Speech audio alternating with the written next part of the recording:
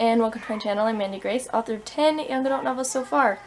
I don't know what he's talking about. I have been in the habit of reading a book on writing craft or professional development every single month for several years now.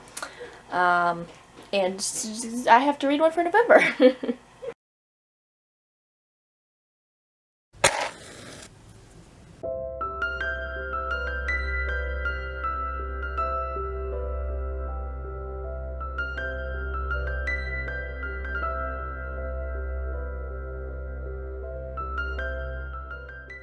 It's the 28th, you guys. It's the 28th. Don't question it.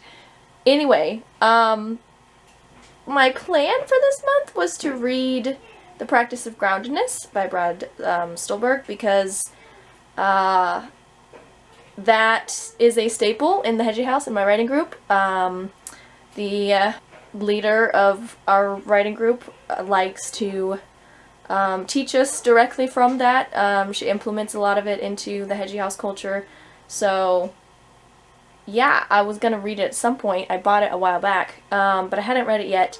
But then, turns out Brad is actually gonna come hang out with the Hedgie House at some point. So, now I just have to read it. So that's what's happening. But, obviously I haven't started it yet, so who knows how much I can get read in the next 3 days. 4 pages in, and he's talking about his clients being successful, but feeling like something is missing or not right in their lives, despite their success. They are often bothered by a lingering sense of dissatisfaction. As one world-class athlete reflected to me, if I stop looking ahead, I start feeling the post-competition blues, even if I won the dang competition. It'd be nice to have a little more and deeper peace. And, I had to stop because I was thinking about it, and I was just like, I don't know, I hate to break it to you, but you're not going to find it.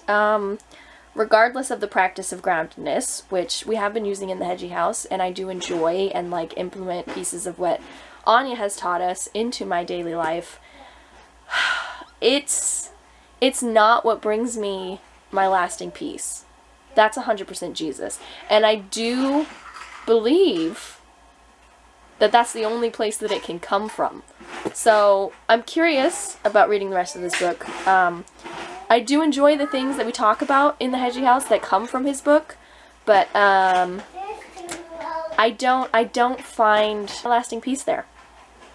And I don't think anyone else will either. I think this could help people's lives, because I've enjoyed what we've done in the Hedgie House, but I don't think that this is enough to bring that lasting peace and satisfaction. It's not. That hole is still going to be there, and the dissatisfaction is still going to be like simmering under the surface, creeping up when you least expect it, because you don't have Jesus. Personal opinion. Make no mistake, all these individuals experience moments of happiness and joy, but the moments are just that. Moments. More fleeting than they would like. Listen. I'm back on the Jesus thing.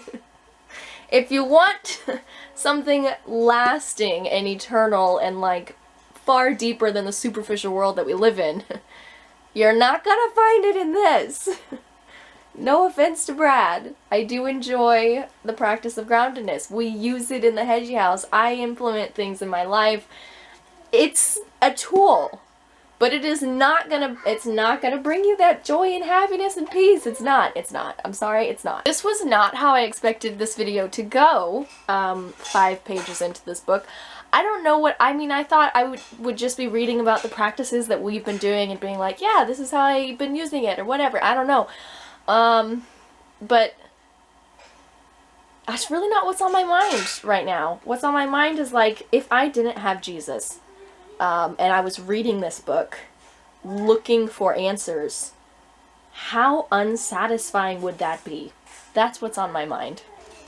Regardless of age, race, gender, geography, or line of work, feeling like you are never enough seems to be a significant part of life. Not to keep harping on the same thing, but the answer is Jesus. He hasn't even talked about anything yet. He's just been discussing, why he wrote the book. Like, I see this need in people, so I tried to fill it. But I'm sitting over here being like, this would not fill me. It wouldn't. If I didn't already have the foundational piece and identity and everything that I have found in God, this would not do it for me. So, like, this being the opening of, like, this is why I did this. I'm like, this is not inspirational. This is making me sad. Because everyone who reads this looking for those answers are going to find moments of it. Maybe their life will look different because they're using the practice of groundedness, but they're not going to find the answer to fill the dissatisfaction, because that's only Jesus. This book is making me sad and depressed. I'm sorry. I did not think that this book would have anything to do with Jesus at all. Was not expecting this video to be me ranting about Jesus. I'd say I'm sorry to the people who don't want me to be, you know, yelling at them about Jesus, but, like, I'm not sorry. Oh, lordy. I'm 6 pages in, you guys. I can't imagine reading this book hoping that it's going to be the answer to cure the dissatisfaction and the longing for more and, like, that hole inside you or whatever. Like, what kind of a shallow, superficial, like, Band-Aid this would be if this was my answer.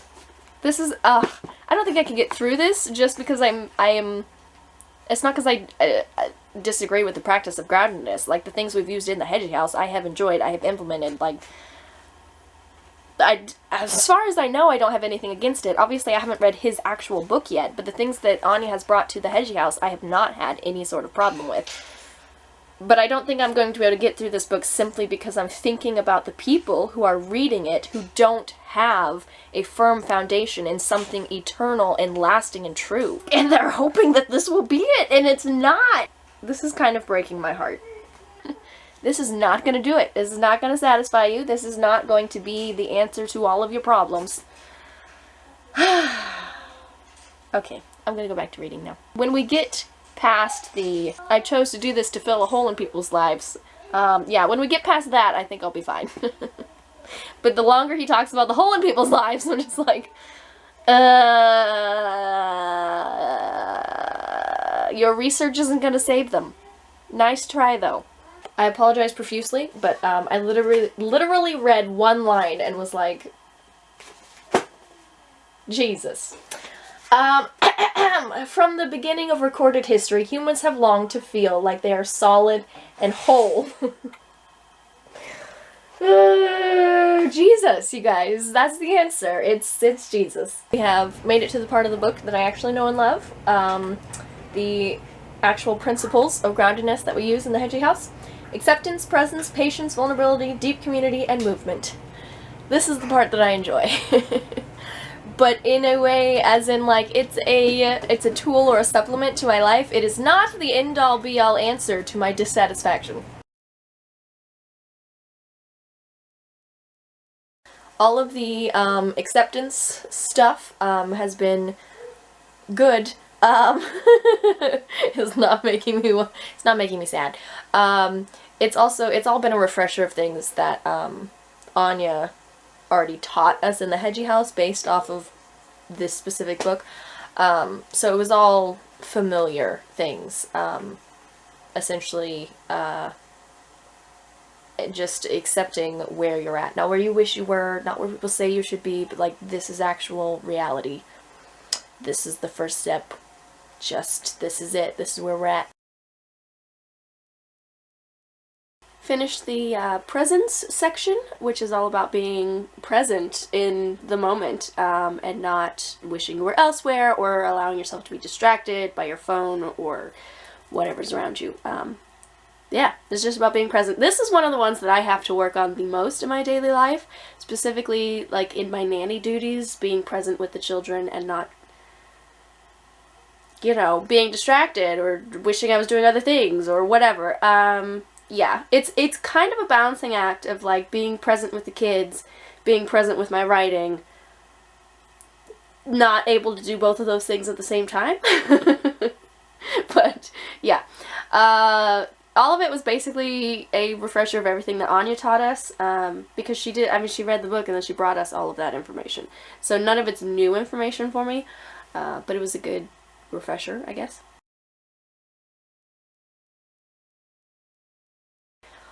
also finished the patience section, another one that I have to, you know, work on constantly, which is about taking it one day at a time, not trying to rush to the end of the process or like be done already. Yeah, not trying to push too hard, but just taking it one step at a time. This is where we're at.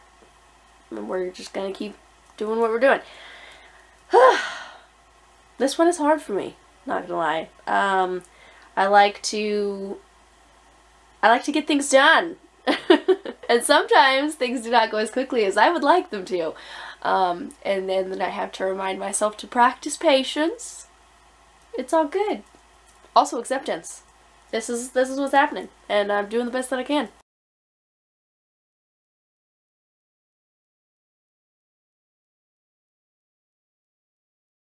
So the deep community section, I really love.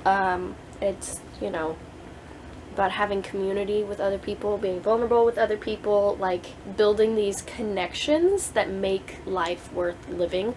As someone who's very people smart and then also like borderline an empath, I love this. My social anxiety and also my judgmental one of the Enneagram makes me often want to be like, I hate people. But underneath that, I actually really love people and I really understand people. So yes, no, I love the idea of deep community and having, you know, like your tribe of people. Also, I just have some really close friends that I have been close with since I was a child. And I like have my sister who's basically my soulmate. Like I have deep community. So, yeah, it definitely really resonated. It's also, you know, what we're trying to build in Quill and Cup, the writing group. So yeah, it was good stuff. I feel like it just makes sense to me as a Christian because I do believe God is very relational, like innately relational, because he is 3 persons in one. He's constantly in relation, and also in the fact that, like, he wants relationship with his people. Yeah, like, the idea of deep community is 100% something that I believe in from a Christian standpoint. I don't know why this video turned into me talking about Jesus, you guys. But here we are! I did not expect this to happen. I thought that I was just reading this book with the Practices of Groundedness that we've been using in Quill and Cup, and, like, I don't know, being like, oh yeah, this is what we talked about. But from the very first page, it's just been like, Jesus. Which is not a problem for me, I don't care, but it's not what I thought was happening. Yeah. But I do still feel like it would be so tragic to not have the solid foundation of Jesus and come to this book and be like, I'm dissatisfied, please help. Like, it's not gonna fulfill you. Speaking from experience, as someone who's not always a devout Christian, in the sense of, like, my faith never changes, but, like, there are periods of time where I'm not reading scripture every day, I'm not spending large amounts of time in prayer, that sort of thing. And during those periods when I'm not deeply connected with Jesus, my life sucks. It's like my energy and motivation to do things, like write my books or like literally anything, goes way down. My productivity crashes, and also I just want to spend time in bed all the time. It's like I have a depressive episode when I don't have Jesus. But there's also like my like internally my peace and satisfaction, fulfillment obviously dissipates the further away I get from Jesus. And then also, like, with my nanny job, I have less patience and I'm snapping at children, and like when I'm not with Jesus, it's a problem. And so even with the practices of groundedness that we learn in Quill and Cup, they aren't it. They don't do it. They don't fix all these issues when I'm not close to Jesus. When I am close to Jesus, they are a supplement, I suppose, but like it's Jesus specifically that makes me grounded, not the practices. And I can say that from experience because I have, over the past year and a half, had these like ebbing and flowing of my how dedicated I am on a daily basis to Jesus. And then also, like, using the practices of groundedness. And, like, both of these things have been happening throughout the past year and a half or whatever. So I have a lot of, like, personal data on what brings me the wholeness and fulfillment and satisfaction that Brad was talking about in the first opening chapters. And it's not the practices of groundedness. Anyway, take what you will from that. I don't know. I do enjoy the practices of groundedness. I do use them, but they're definitely like a tool and a supplement, and not the, like, this is what's going to give me satisfaction, because it doesn't. When I fall away from Jesus, the practices of groundedness don't even matter. They don't make a noticeable difference in my life. But when I'm with Jesus, they do.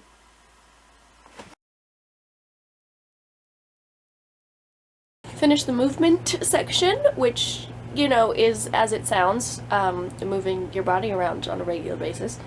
Probably the one I have the hardest time actually doing. Except that I do pace when I am thinking or reading or, like, doing anything that requires my brain, because I'm body smart. So yeah, I guess I move my body around unintentionally all the time, so maybe that counts? I don't know. My sister and I actually went to start training for another, like, half marathon? Marathon? Full marathon? Half. I don't know. We're training for another race. So, I am going to start intentionally moving on a daily basis, but that's not exactly the same. I mean, it is movement, but it's not like, I'm not always going to be training for a race, so I need, like, daily intentional things to do, like, yeah, a little bit of yoga in the morning, or, like, I don't know, you know, take a walk in the evenings. Things that I can do when I'm not, training. The last 40-ish pages of the book were basically like, okay, you've heard about the not the movements, the practices of groundedness. Now put them into action. What am I even saying? So, yes, you know the practices, I can't say them, but you know the practices of groundedness, and now you put them into action. Here's different ways that you can do that, which was all good stuff, I guess. I think I really, I like the practices of groundedness as tools. I just really didn't like the opening chapters of describing the practices of groundedness as the fulfiller of all your dissatisfaction. Because I just don't believe it. But, yeah, I do think they're useful tools, and I use them, and I enjoyed reading the book, minus the first chapter.